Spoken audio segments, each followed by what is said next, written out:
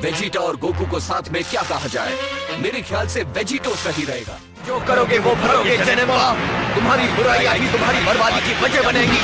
कई सालों तक गोजिटा और वेजिटो को ड्रैगन बॉल के सबसे पावरफुल और आइकॉनिक कैरेक्टर्स के रूप में दिखाया गया है। इन दोनों में काफी सिमिलरिटीज तो है, लेकिन साथ ही साथ ये अपने अपने तरीके से काफी अलग भी है। इस वीडियो में हम डिस्कस करेंगे उन 7 की डिफरेंसेस को जो इन दोनों कैरेक्टर्स को एक दूसरे से अलग बनाते हैं, जिससे आपको ये अंदाजा होगा कौन है ज्यादा पावरफुल।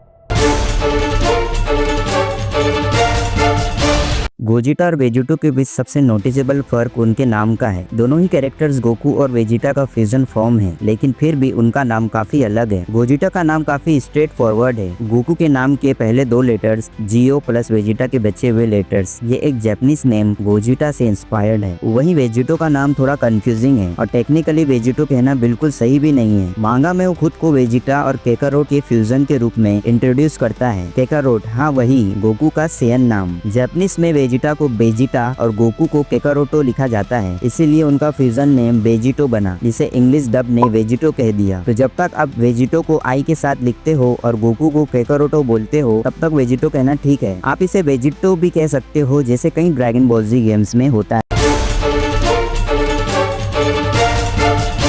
दोनों फ्यूजन टेक्निक्स एक्स्ट्राऑर्डिनरी स्ट्रेंथ देती है, लेकिन इनके मेथड्स कम्प्लीटली अलग है। गोजिटा फ्यूजन डांस से बनता है, एक टेक्निक जो गोकू ने सेल गेम्स के बाद मेटामोर्स नाम के एक एलियन ग्रुप से सीखी थी। जैसे नाम से पता चलता है, ये एक स्पेसिफिक सीक्वेंस ऑफ पोजेस होता है जो 2 कैरेक्टर्स परफेक्टली सिंक्रोनाइज तरीके से परफॉर्म करते हैं, जिनका पावर लेवल और साइज क्लोजली मैच हो। अगर ये पोजेस परफेक्टली एग्जीक्यूट नहीं होते हैं तो रिजल्ट काफी भयानक होता है, या तो ओवरवेट या एक्सट्रीमली दुबला पतला फ्यूजन कैरेक्टर जो काफी वीक होता है। वेजिटो का फ्यूजन सुप्रीम काई के पोटारा इयरिंग से होता है। इसमें किसी भी साइज या पावर लेवल के 2 लोग अपोजिट ईयर्स में इयरिंग्स पहनते हैं और तुरंत फ्यूज हो जाते हैं।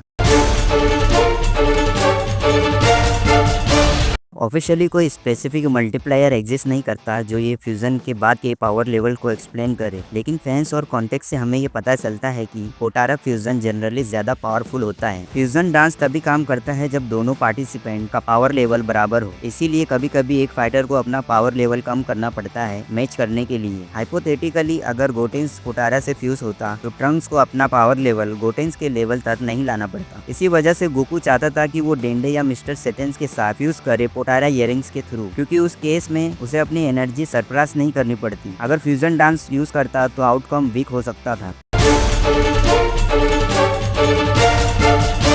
ये पार्ट सिंपल है। फ्यूजन डांस का इफेक्ट मैक्सिमम 30 मिनट्स तक चलता है, लेकिन ये टाइम और भी कम हो सकता है डिपेंडिंग ऑन फ्यूज्ड फॉर्म की पावर लेवल पे। जैसे सुपर साइयन 3 गोटेंक्स सिर्फ 5 मिनट्स तक फ्यूज्ड फॉर्म में रह पाया था। जीटी के हिसाब से भी देखा जाए तो SS4 गोजिता भी ज्यादा देर तक फ्यूज नहीं रह सका। लेकिन पोटारा फ्यूजन में ऐसी कोई लिमिटेशन नहीं होती जब तक कोई एक्सटर्नल मैजिक या विश यूज करके वो फ्यूजन ब्रेक ना करे। जैसे वेजिटो ने जब सुपर बू के बॉडी में घुस के डिफ्यूज कर दिया गया था, या जब कबीतो ने विश मांग कर फ्यूजन तोड़ दिया था।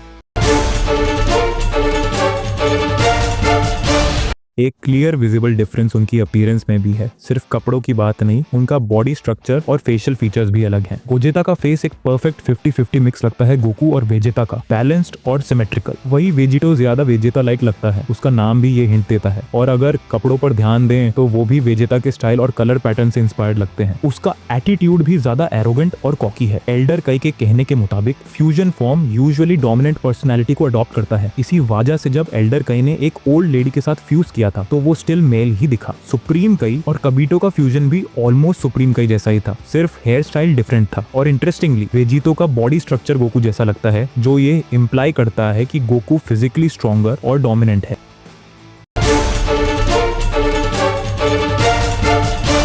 यही पैटर्न वॉइस में भी दिखता है। फ्यूजन का मेथड उसकी वॉइस और टोन पे भी इफेक्ट डालता है। वेजिटो की वॉइस में वेजिटा का एग्रेसिव टोन ज्यादा सुनाई देता है, जबकि गोजेता की वॉइस गोकू के काल्म और कॉन्फिडेंट टोन से मिलती है। गोजेता ने सिर्फ कुछ सेकंड्स में जनेम्बा को हराया, जबकि वेजिटो ज्यादा बोस्टफुल और कॉन्फिडेंट बिहेवियर दिखाता है। ये हो सकता है स्टोरी लाइन और स्क्रीन टाइम के लिमिटेशन की वजह से हो। गोजेता मूवीज में था तो हो सकता है फाइट जल्दी खत्म करना जरूरी हो, पर इतना कंफर्म है दोनों का फाइटिंग स्टाइल और एटीट्यूड एकदम अलग है।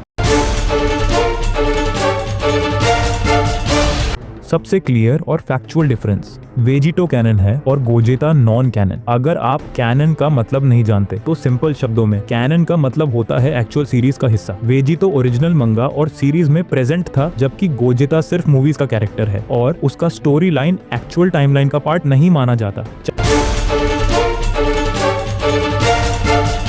चाहे आप गोजेता के फैन हो या वेजिटो के, दोनों ही कैरेक्टर्स अपने अंदाज में सुपर कूल हैं। कमेंट करके बताएं आपका फेवरेट कौन है और कौन है ज्यादा पावरफुल, गोजेता या वेजिटो। और अगर आपको ये वीडियो पसंद आई हो तो लाइक करिए, चैनल को सब्सक्राइब कीजिए और वीडियो को शेयर करना मत भूलिए। मैंने इस वीडियो पर काफी मेहनत की है तो प्लीज सपोर्ट जरूर कीजिए। देखना ना भूलिए 3B रिव्यूज। मिलते हैं नेक्स्ट वीडियो में।